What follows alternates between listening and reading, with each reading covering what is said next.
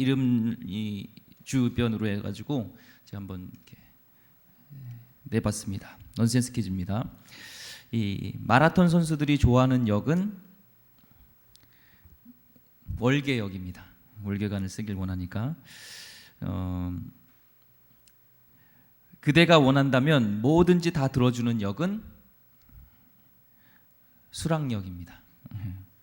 이 스포츠 TV 이제 송신을 하잖아요. 할 때마다 바빠지는 역은 TV 스포츠 송신할 때마다 바빠지는 역은 중계역입니다. 아이들이 길어버리길 조심해야 되는 역은 미아역. 하시네요. 서울에서 가장 긴 역은 기름역입니다. 마지막입니다. 젖먹이 아이들이 가장 좋아하는 역은 수유역입니다. 예. 우리 교회 주변에 있는 역을 중심으로 넌센스 퀴즈를 내줘봤습니다. 1914년에요. 겨울밤에 에디슨 공장이 불이 났어요. 그래가지고 평생 동안 노력했던 그 모든 것들이 수포로 돌아가는 그런 상황에 처했습니다. 막 화염에 불살게 휩싸여가지고 그 공장이 다 타는데 정말 에디슨이 봤을 때는 사람들이 봤을 때는 다시 일어날 수 없을 것 같은 그런 상황이었습니다. 근데 다음날 아침 이 잿더미로 변했던 그 공장을 보면서 에디슨이 이렇게 얘기했어요.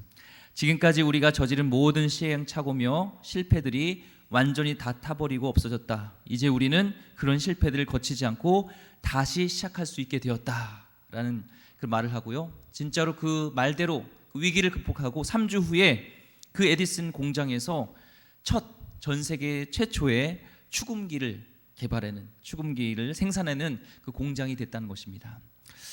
그렇습니다. 우리의 위기는 변장된 축복이 될 수가 있습니다. 우리 옆분하고 인사했으면 좋겠습니다. 위기는 변장된 축복입니다. 인사하겠습니다. 위기는 변장된 축복입니다.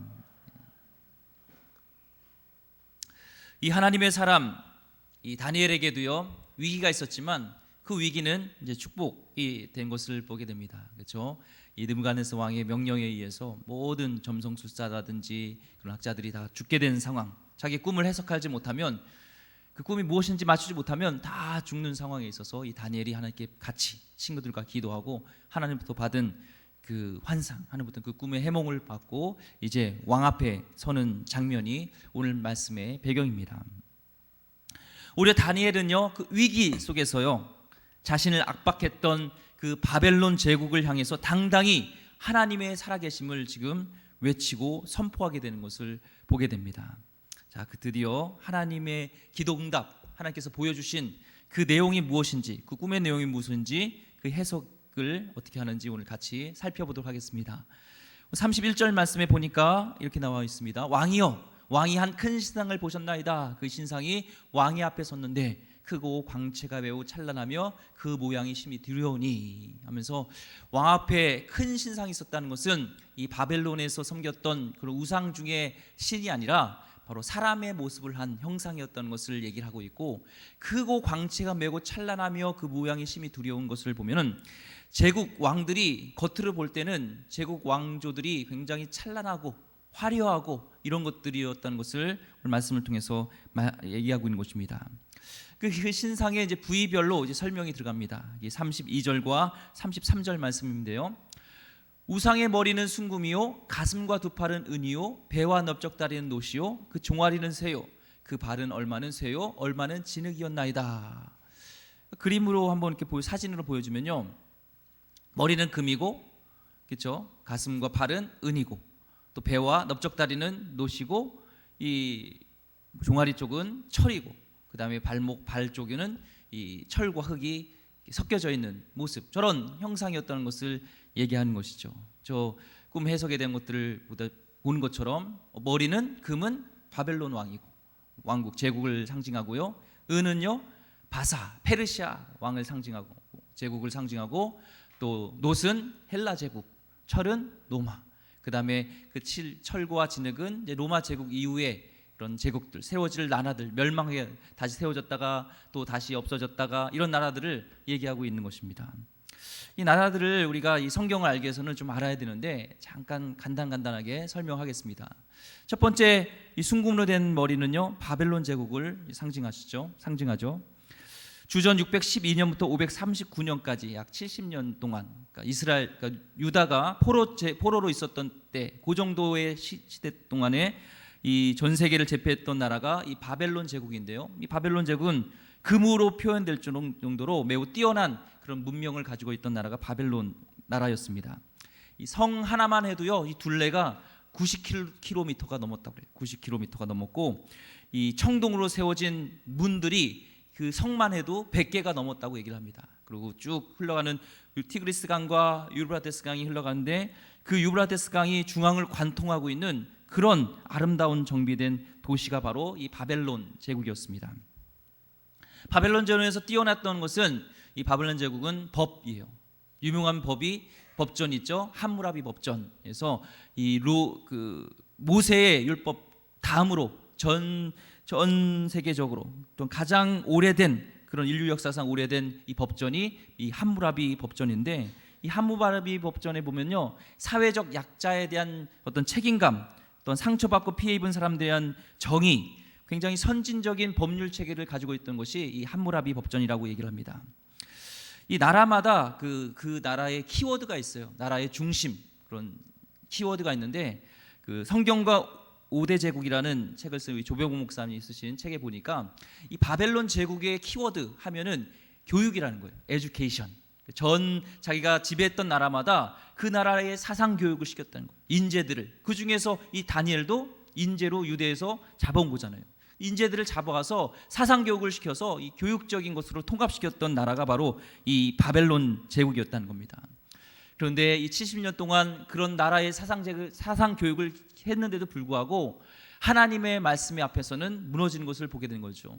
이 바벨론 제국이 망했음에도 불구하고 다니엘은 망하지 않았고, 그 이후로도 계속적으로 다른 나라에서 그런 총리로서, 그런 나라에서 위대한 사람으로서 쓰임받는 것을 보면서, 이 아무리 바벨론식 정신교육을 했지만 하나님 말씀 앞에서 무너진 것을 보게 됩니다. 하나님 말씀의 가치관이 중요한 것을 보게 됩니다. 이 또한 바벨론 나라의 키워드 하나는 리더십이에요. 리더십.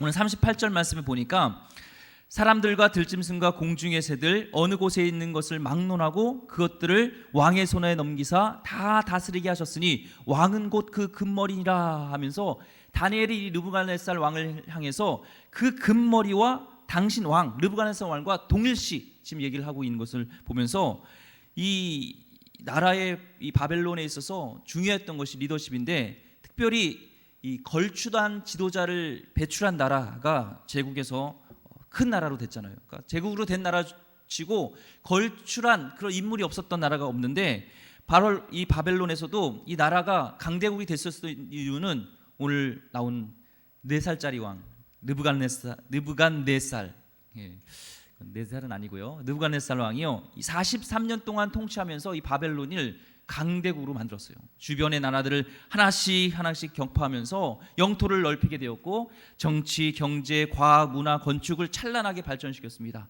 특별히 점성술이 많이 발달했더랬죠. 이 동방박사, 예수님이 탄생을 별을 보고 쫓아왔던 동방박사들이 어느 나라 사람이라고요? 바벨론처럼 정치, 경제, 과학, 문화, 건축, 법에서 발달했던 나라가 이 바벨론이었는데, 특별히 이 바벨론을 강하게 했던 그 이유는 이 느부갓네살 왕이었던 것을 보게 됩니다. 그러면서 36절과 37절에 보니까, 그 꿈이 이러한즉 내가 이제 그 해석을 왕 앞에 아뢰니이다. 왕이여, 왕은 여러 왕들 중에 왕이시라. 하늘의 하나님이 나라와 권세와 능력과 영광을 왕에게 주셨고. 굉장히 지금 목달아날 말을 하고 있습니다. 정말 날아가는 새도 떨어뜨릴 수 있고, 왕의 어떤 그런 권세와 영광을 가졌던 이 느부갓네살 왕 앞에서, 당신이 지금 이렇게 왕으로 있는 것은 권세와 능력을 누가 준 거예요? 하나님이 줬다는 거예요. 역사의 주관자는 당신이 아니라 하나님이라는 것을 지금 선포하고 있는 것을 보게 되며, 이 왕은 굉장히 충격이었죠. 자기가 지금 전 세계를 다스리고 있고, 내가 중심이고, 내가 법이고, 내가 역사의 주관자인데, 그게 아니라 하나님이라는 존재를 얘기하면서 정말 충격을 받았을 것입니다. 이 조직이요, 이 한 사람의 카리스마에 의한 리더십이 되면 이 조직이 커질 수가 있어요. 카리스마에 의해서. 그런데 이 조직의 이 카리스마 그 리더십 한 사람이 무너지면요, 그 조직은 그냥 무화해가 돼요. 마찬가지로 이 바벨론 제국도 느부갓네살 왕이 이렇게 있을 때는 그렇게 큰 제국을 이뤘지만 바벨론의 이 느부갓네살 왕이 죽고 나서는요, 급격하게 쇠퇴하게 되고 결국에는 다음 페르시아에서 멸망하게 됩니다. 어떤 조직도 마찬가지예요. 교회도 마찬가지입니다. 내추럴 처치 디벨롭먼트라는 자연적 교회 성장이라는 그런 단체에서 교회에 조사를 했어요. 건강한 교회, 성장하는 교회, 이런 교회들 건강의 지표수를 이렇게 해가지고 성도들에게 이렇게 질문을 던지고 건강한 교회들을 전 세계의 많은 나라, 특히 우리 한국에도 그런 나라들을 가서 교회마다 리서치를 했습니다.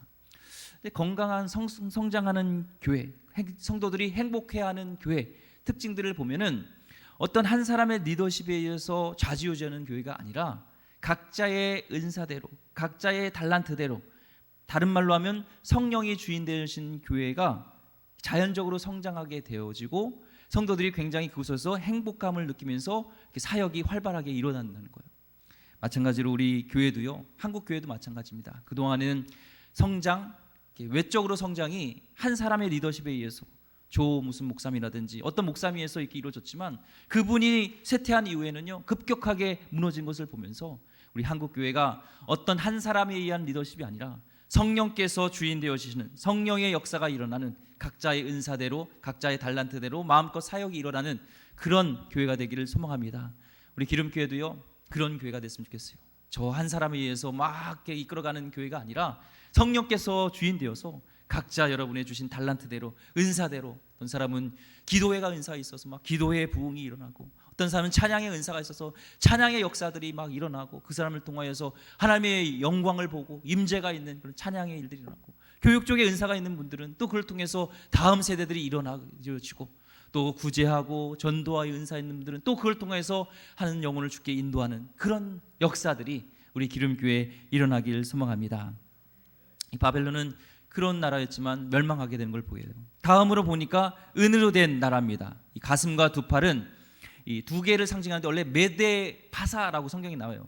그러니까 메데랑 페르시아가 있는데 원래는 항상 이 메데라는 나라가 서로 이렇게 연합을 했지만 메데가 더 강했어요.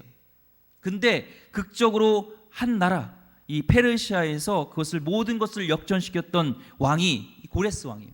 고레스 왕이 일어나면서 한 번에 이 메데를 누르고 페르시아 제국을 이루게 된 것을 보게 됩니다. 이 페르시아는요, 키워드가 숫자예요. 넘버.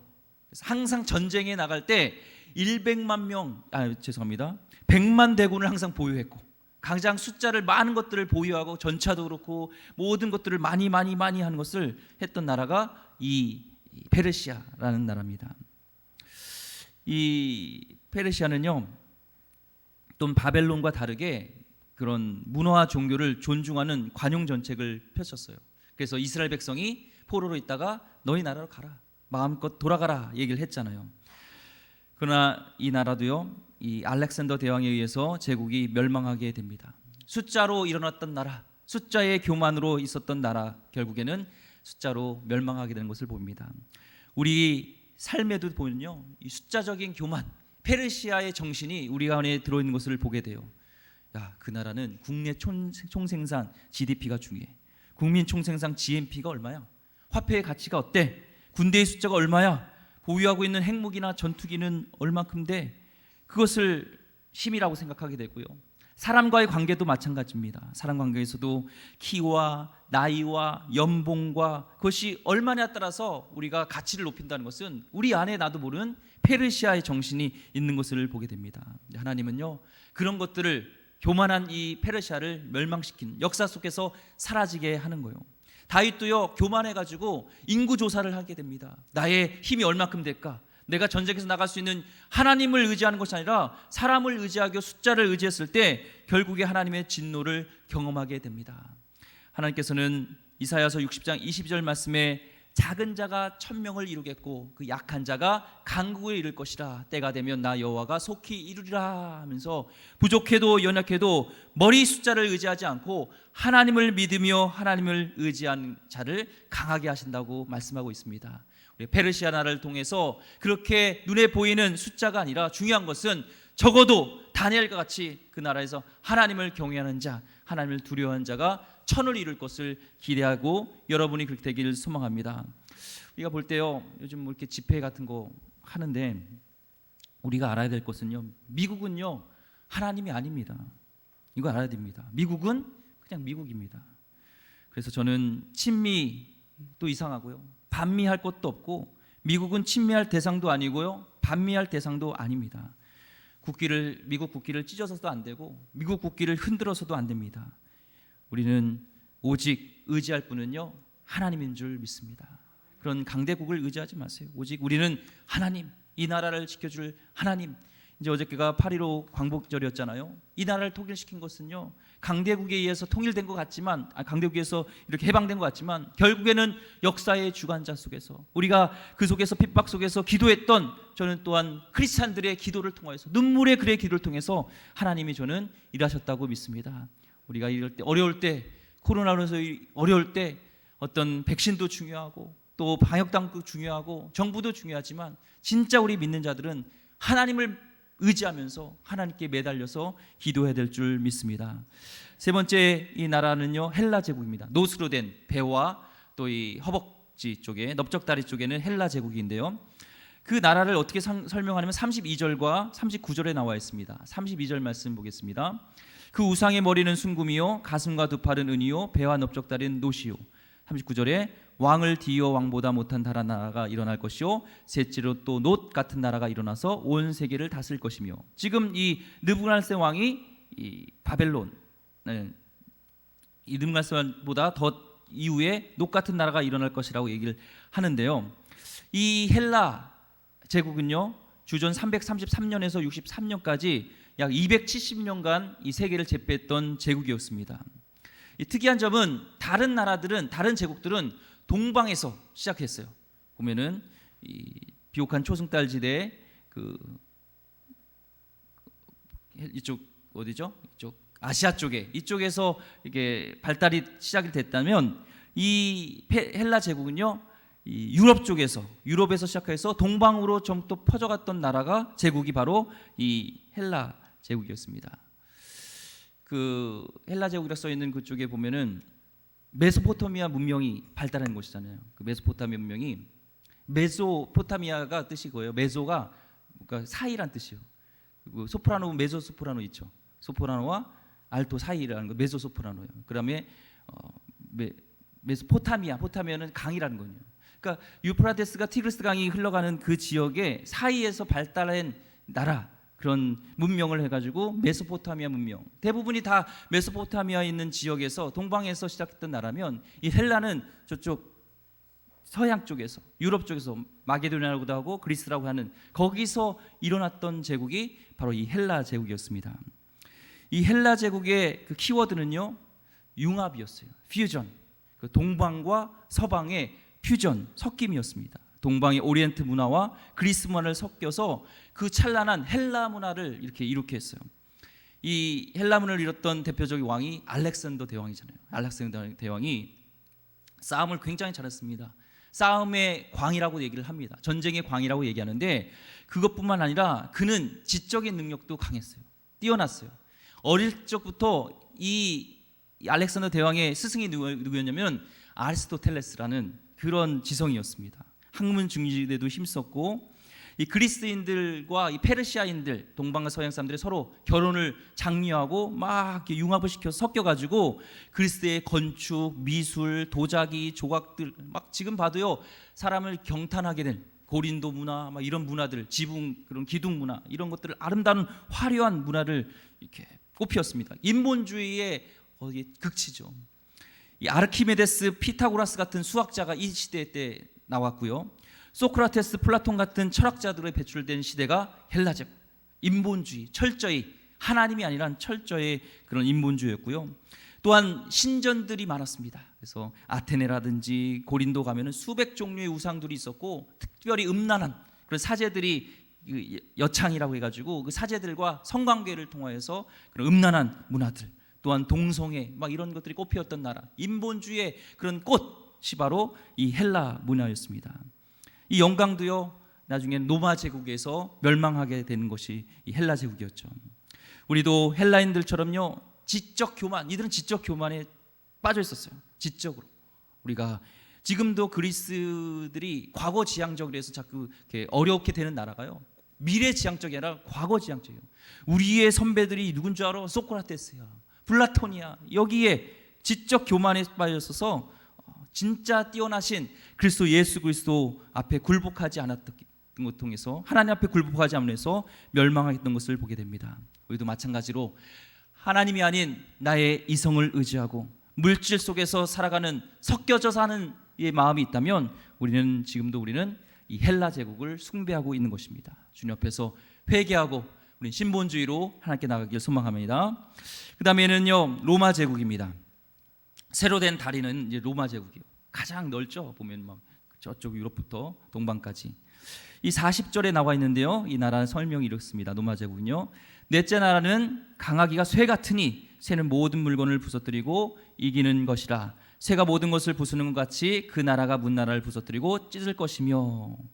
이 로마는 그 원로원 중심으로 한 공화정 체제를 이뤘습니다. 한 번은 공화정 체제로, 한 번은 황제, 절대 권력에 의해서 왕권에 집중된 이 체제가 번갈아 가면서 이렇게 정권을 이어봤던 나라, 운영했던 나라가 이 로마였습니다. 이 원로원과 민회, 이 시민들에 의해서 있는 이 총회는요, 아테네에서는 이 민회를 에클레시아라고 불렀어요. 그러니까 에클레시아가 원래 교회란 뜻이잖아요. 주를 위해 모인 공동체, 예수를 주로 고백하는 공동체를 불려진 공동체가 에클레시아인데, 원래는 이 단어가 민회, 사람들의 모임이었어요. 그러니까 하나님의 중심이 아니면, 하나님을 주로 고백하지 않은 모임은 그냥 민회라는 거예요. 근데 거기에 예수 그리스도가 중심이 되어진 모임이 되면 그것이 교회 되는 겁니다. 우리도 마찬가지로 우리 교회가 교회 될 수 있는 것은 우리가 주로 예수님을 주로 고백할 때 그 모임, 우리 공동체가 교회 된다는 것을 보게 됩니다. 이 원로원과 민회 시스템은요, 굉장히 발달이 돼 있었어요. 지금도 영국과 미국 의회 상하원 시스템 원조가 바로 이 원로원 제도가, 민회 시스템이 이 로마에서 온 거예요. 근데 이 로마 제국의 경영 키워드는 톨러런스, 영어로 관용입니다. 관용, 품어주는 거예요.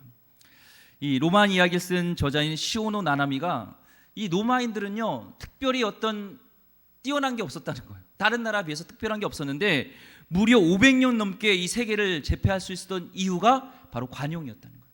그 나라 전쟁에서 이기면 그 나라의 시스템을 받아들이기도 하고, 싸움의 기술을, 전쟁의 기술이 좋은 게 있으면 받아들여서 그것을 다 받아들여서 더 큰 나라로 이렇게 커갔다는 거예요. 기술이라든지 과학기술이라든지 다른 나라의 좋은 것들을 받아들이길 좋아했던 나라가 로마 제국이었습니다. 그런데 로마 제국도 무조건 관용적인 것들이 아니었어요. 이렇게 식민 지배할 때 점령한 나라에 대해서요, 굉장히 잔인했습니다. 특별히 이 로마가 예루살렘을 점령하잖아요. 포위하잖아요. 이런 성을요, 2년 동안 그냥 포위하고 놔둬요. 2년 동안 굶겨 죽입니다. 그리고 전쟁에서 승리했을 때 이 유대인들을요, 10만 명을 포로로 붙잡혀 가서 콜로세움을 세우는데 이들을 강제 노동을 시키고, 그 콜로세움이 딱 건설되는 그 끝나는 다음 날 그 10만 명을 다 죽여버려요. 그게 로마의 정책이었습니다. 잔인함. 물론 관용도 있었지만 문화에 대해서 받아들이는 것들이 있어, 좋은 것은 받아들였지만 그렇게 잔인했던 나라가 바로 이 로마였습니다. 인구의 3분의 1에 달하는 노예들을 짐승처럼 사고 팔았던 그런 나라였고요. 주인 마음대로 막 학대하고 죽이고, 그래서 예수 그리스도를 십자가에 못 박는 것들도 잔인했던 나라였습니다.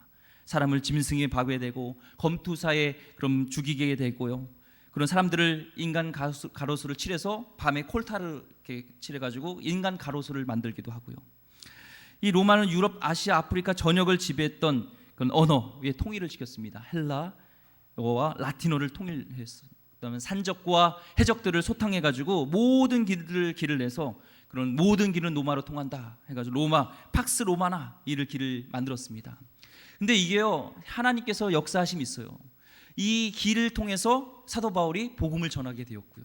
또한 언어가 이렇게 통일됨으로 인해서 복음을 전할 수 있는 기회가 되었고, 하나님은 이렇게 제국을 통해서도 하나님께서 일을 하시고 역사의 주관자로 일하시는 것을 보게 됩니다. 근데 로마가 멸망하게 되는 것은 외부가 아니라 내부였어요. 이 성적으로 굉장히 타락했습니다. 화려한 파티. 그래서 먹고 다시 토해. 그러고 나서 또 먹고 싶어서. 그러니까 굉장히 욕심 타락했죠. 또한 상류층들 간의 불륜, 동성애, 치정살인 이런 일들을 통해서 로마가 붕괴되었다고 학자들은 얘기하고 결국 AD 476년에 게르만족에서 침입해서 멸망하게 됩니다. 로마를 통해서 우리가 또한 깨달을 것은요, 이 나라가 도덕과 윤리와 성적으로 타락하게 되어지면 나라가 망한다는 거예요. 저는 차별금지법이라든지 이런 모든 동성애 합법화된 것이 두려운 것은 하나님 말씀에 근거하지 않고 살아가는 그 나라는 멸망하게 된다는 거예요. 그래서 하나님은 이 나라를 지켜주기 위해서 우리가 도덕적으로, 윤리적으로, 성적으로 타락하지 않고 하나님 말씀에 근거가 될 수 있도록 우리 계속적으로 기도해 주시기를 바랍니다. 41절 보니까요, 왕께서 그 발과 쭉 하면서 이제 새와 진흙이 섞인 이제 발가락 이 사이는 그 이후에 이제 로마 이후의 나라 생겨질 나라들을 상징하는 것이 이제 발가락 사이에 있는 새와 진흙을 얘기하게 됩니다. 특이한 것은 34절 말씀에 보니까 손대지 아니한 돌이 이게 와가지고 이 새와 진흙 발을 다 쳐부순다고 얘기해요. 이 손대지 않은 돌은 이 학자들은 뭐냐고 하면 예수 그리스도를 상징한다는 거예요. 마가복음 12장 20절 말씀에 너희가 성경의 건축자들이 버린 돌이 모퉁이 머릿돌이 되었나니 하면서 모든 제국 가운데 심판하실 그분 바로 예수 그리스도, 역사의 주관자가 하나님이라는 것을 말씀하고 있습니다. 또한 44절과 45절에 보면요, 특이한 말이 있습니다. 44절과 45절 보니까 이 여러 왕들의 시대에 하늘의 하나님이 한 나라를 세우시리니 이것은 영원히 망하지도 아니할 것이요 그 국권이 다른 백성에게로 돌아가지도 아니할 것이요 도리어 이 모든 나라를 쳐서 멸망시키고 영원히 설 것이다. 이 한 나라가 세워진다고 얘기하면 여러 왕들 시대, 그러니까 로마 제국 이후 시대부터 예수님이 재림 때까지 기간 동안 흥망성쇠를 통해서 여러 겪을 나라들과 지배자를 지칭하는데 여기에 여러 왕들 중에서 한 나라를 주님께서 세우시겠다고 얘기를 합니다. 이것은 로마 제국 시대 이후에요, 이제 예수 그리스도께서 이 땅에 오심으로 말미암아 하나님 나라가 시작된 것을 얘기합니다. 이 하나님 나라는 눈에 보이는 그런 영토의 나라가 아니에요. 원래 이 나라가 세워지려면 영토가 있어야 되고 주권이 있어야 되고 국민이 있어야 되잖아요.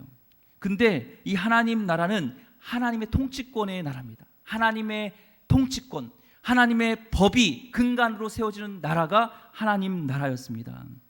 금과 은과 녹과 철과 진흙, 갈수록 나빠지는 나라였지만 하나님 나라는 그렇지가 않습니다. 시간이 지날수록 확대되어지고 좋은 나라입니다. 유대 작은 베들레헴 그 지역이었지만 거기 한 나라, 한 아기가 태어나심으로 시작했던 그 하나님 나라가요, 그 영향력이요 점점 커지게 되었고 오늘날의 전 세계 하나님의 믿는 사람들이 그렇게 많아진 것을 보게 됩니다. 또한 하나님 나라는 하나님의 말씀과 영으로 다스림 받는 백성들을 통해서 확장되고 있는 것이 바로 하나님 나라라는 거예요. 우리 하나님 나라에 대한 것들을 좀 잘 이렇게 생각해 볼 필요가 있습니다. 이 루트 디지라는 거 있습니다. 그게 뭐냐면 뿌리병이에요. 뿌리병에 걸리면 겉을 볼 때는 멀쩡해요, 식물이. 근데 나중에 보면 죽어요. 왜냐하면 그 뿌리에 질병이 생겨서 그 뿌리를 바꿔주든지 아니면 뭔가 전부치 않으면 죽는다는 거예요. 마찬가지로 우리의 행동과 모든 삶의 모든 나오는 근간은 어디서 나오냐면 생각, 가치관에서 나온다는데 하나님 나라는 그 가치관이 성경의 근거로 한 그 가치관이 하나님 나라라는 것입니다. 예를 들면요, 남자는 우월하고 여자는 열등하다는 가치를 가지고 있으면 어떻게 결과가 나오는지 아세요? 우리나라의 통계 보면요, 여자가 100명 태어날 때 남자는 116명 태어납니다. 그 이유가요, 그 가치관 속에 아직도 여자는 열등하다는, 남자는 우월하다는 생각이, 가치관이 있다는 거예요. 이 데로 밀러 교수님이란 분이 브라질에 가서 이제 세미나를 열었습니다. 거기 가서 한 3명의 이제 청년들을 데리고 이제 브라질의 한 쓰레기장을 가게 됐어요. 거기에 쓰레기장 근처에 한 40만 명의 사람들이 살고 있는데 거기에서 막 쓰레기 속에서 먹고 자고 거기서 정말 인간 이하의 취급을 받으며 살던 그런 사람들이 있었다는 거예요. 교회도 있고 사람들도 있었지만 그 사람 아이들을 특별히 외면했습니다. 근데 이 3명의 젊은 크리스찬들이 가서 그곳에 하나님 나라를 전했고요, 그 가져갔던 그 약을 통하여서 상처를 사람들을 싸매주게 되어지고 성경 이야기를 들려주게 되었습니다. 그 아이들은 부모님의 버림받게 되어지고 그냥 쓰레기 속에서 짐승 취급을 받던 아이들이었습니다. 사람들에게 윤간당하게 되어지고, 근데 그들에게 집을 마련해 주게 되었고요, 의식주를 해결해 주게 되었고, 바로 그뿐만 아니라 하나님의 말씀을 가르치면서 너희들은 하나님의 형상을 닮은 하나님의 아이라는 것을 알려주게 되었습니다. 그래서 그들에게 예술적 창조적인 능력을 살려주게 되었고, 그래서 음악도 가르쳐주고 미술도 가르쳐주고 춤도 가르쳐주면서 그들의 삶이 바뀌게 되었다는 거예요. 이 젊은 한 사람을 통하여서 하나님 나라 가치관을 심어줬을 때 그 쓰레기장에 버렸던 아이들의 인생이 그리스도를 닮은 존귀한 고귀한 인생으로 바뀌게 됐다는 것입니다. 이것이 하나님 나라의 확장이라는 것입니다. 윌리엄 윌버포스라는 사람은요, 노예 제도를 인정하지 않은 그런 나라에서 하나님 나라 가치관으로 그것은 같이 싸웠습니다. 그때 당시에 정치에서 있었던 사람 중에 노예 제도를 폐지를 이렇게 인정하고 그걸 받아주는 그런 정치인들이 한 명도 없었어요. 왜냐하면 그들 정치인들이 대부분이 노예를 거느리고 있었기 때문에. 근데 1787년 노예무역 제도를 시작한 이후에 그가 많은 사람들의 증오를 받고 미움을 받게 되어지고, 특별히 영국 의원들로부터 막 왕따를 당했습니다. 근데 1833년 7월 27일 그가 뜻을 세운 지 46년 만에요, 영국의 노예 제도가 영원히 법으로 폐지되었습니다. 그러고 나서 그는 하나님께 감사의 유언을 남기고 하늘나라를 갔습니다. 이 아프리카에 가면요, 많은 자원들이 있지만 그들은 가난하게 살고 있습니다. 그래서 국제기아대책 총재인 예전에 야마모리 박사가요, 이 아프리카에 갔어요. 그런데 난민촌에 갔는데 옆 움막에서 아이가 막 울고 있는 거예요. 아파서 막 우는데 이 엄마는 아이를 병원에 데리고 가지 않는 거예요. 그래서 이 박사가 왜 아이를 병원에 데려가지 않느냐 얘기했더니 그 엄마는 이렇게 얘기했습니다. 놓아두세요. 그 아이는 어차피 죽을 운명이에요. 이 박사는 아닙니다. 이 아이는 죽기 위해서 태어난 인생이 아닙니다 하고 아이를 병원에 데려갔습니다. 우리가 성경적인 가치관을 가지고 어떻게 사냐에 따라서 거기에 하나님 나라가 임하게 된다는 것입니다. 오늘도 하나님 나라는요, 눈에 보이는 이런 영토가 아니라 여러분 속에 하나님 말씀이 있고 복음이 내 안에 있고 예수님이 주인 되어졌을 때 여러분이 있는 곳에서 사회, 경제, 정치, 문화, 교육, 의료의 모든 영역에서 하나님 말씀 가치대로 살아갈 때 거기서 여러분을 통해서 하나님 나라가 임할 줄 믿습니다. 오늘 이 하나님 한 나라는 그 하나님 나라가 확장될 것을, 영원할 것을 얘기하는 것이죠. 저는 여러분에게 하나를 좀 이렇게 도전 주고 싶습니다. 제가 이제 중고등부 사역을 할 때, 유초등부였네요. 할 때 이제 여름 성경학교를 준비하면서 기도를 했습니다. 하나님 나라가 내 안에 임했고요. 하나님 나라는 것은 우리 교회뿐만 아니라 하나님이 통치하시는 모든 교회에서도 그렇게 하나님 나라가 임하기 위해서는 잘 되어야 되잖아요.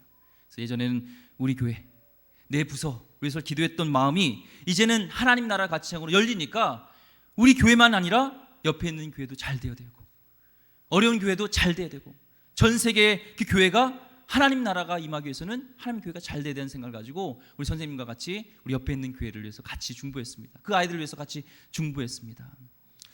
이번에 코로나로 인해서 참 교회들이 어려운 것 같아요. 우리 북지방에도 그렇고요, 지방도 그렇고, 또한 거기다 엎친 데 덮친 격으로 수해를 당했습니다. 그래서 비 피해로 인해서 물이 잠겨지고 간판이 날아가지고 교회 물이 잠기고 해서 안 그래도 교회가 어려운데 이 수해로 인해서, 이 집중호우로 인해서요, 어려운 교회들을 소식을 듣게 됩니다. 저는 우리 기름교회도 하나님 나라가 임하는 교회지만 저는 그 교회도 하나님 나라, 하나님이 다스리시는, 하나님 통치하는 저는 나라라고 저는 믿습니다. 우리가 어려울 때 같이 섬기고 도왔으면 좋겠습니다. 그래서 제안을 두기는요, 다음 주 한 2주 동안, 딱 2주 동안만 수해 재난 기금을, 헌금을 했으면 좋겠습니다. 봉투를 하나 준비해 드릴 테니까요. 거기서 기도하는 마음으로 하는 그 헌금은 저는 다 전액 수재를 당한 우리 북지방에 있는 교회, 또 지방에 있는 교회들을 우리가 그를 위해 같이 헌신하려고 합니다. 우리 장로님들 같이 뜻을 모았는데 감사하게도 우리 장로님들 다 만장일치로 이렇게 같이 뜻을 모아줬습니다. 그래서 여러분도 많은 금액이 중요한 것이 아니라 여러분이 어떤 가치관을 갖고 있는가, 하나님 말씀에 근거로 한 것이 하나님 나라라는 거예요. 성경에 보니까 예수님께 물었습니다. 누가 이웃입니까? 할 때 어떤 사람이 어떤 사람이라고 얘기해요.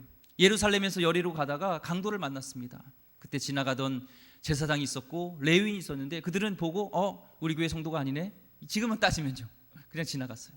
그런데 사마리아인, 당시에 피가 섞여서 개 돼지 취급받았던 그 사마리아인은 그에게 포도주를 붓고 상처를 치유해주고 주막에 데리고 가서 그를 보살펴준 후에 그 주인에게 더 치료비가 들면, 더 경비가 들면 내가 더 주겠다 했던 마음 보면서 예수님은 누가 이 도둑 강도 만난 자에게 이웃이겠냐 하면서 말씀하십니다. 너희도 이와 같이 하라. 저는 지금 수혜당한 코로나로 어려운 그런 교회 이웃들이 바로 그런 강도 만난 저는 이웃이라고 생각하고요. 우리가 같이 예수님 말씀 따라서 이와 같이 하는 자가 저는 하나님 말씀에 근거하여서 하나님 나라를 확장시키는 일을 하는 거라고 저는 믿습니다. 이건 한 예입니다. 우리는 그런 하나님 나라 가치관을 가지고 여러분 있는 삶 속에서 하나님 나라를 확장시키기를 소망합니다. 시간이 많이 지나서 말씀을 정리하려고 합니다. 결국에는 이제 46절에 보니까요, 이 꿈을 해석한 이후에 하나님의 위엄과 영광지에 압도되어서 46절에 이렇게 얘기합니다. 이에 느부갓네살 왕이 엎드려 다니엘에게 절하고 명하여 예물과 향품을 그에게 주게 하니라. 지금 왕은요, 당장 그 자리에 엎드렸어요. 이 느부갓네살 왕, 지금까지 수많은 사람들이 사람 앞에서 한 번도 무릎을 꿇지 않았던 이 나라가, 이 왕이요, 지금 18세밖에 되지 않은, 그것도 포로로 붙잡혀왔던 이 다니엘 앞에 절했다는 겁니다.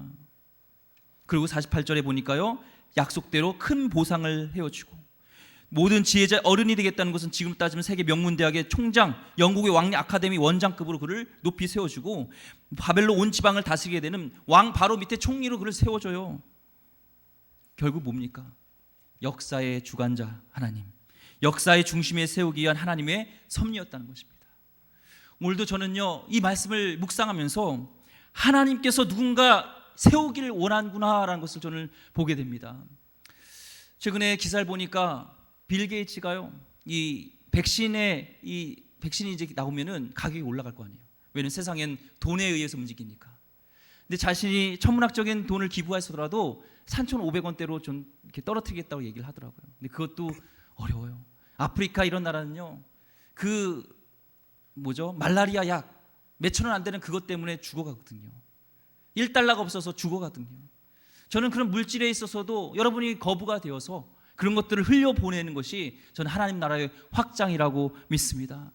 오늘도 하나님을 경외하면서 여러분이 주신 그 지위와 재산과 그 물질을 하나님의 사랑을 위해서 이웃을 사랑하는 데 여러분 쓰고자 하는 자에게 하나님은 그를 높이 세우실 것이고 그를 통해서 하나님은 놀라운 역사를 이룰 것을 믿습니다. 다니엘처럼 여러분 어립니까? 여러분 힘이 없으니까 괜찮습니다. 하나님이 위대하십니다. 여러분의 중심이 중요합니다. 그런 하나님의 사람이 되기를 주의 이름으로 축원드립니다. 기도하겠습니다.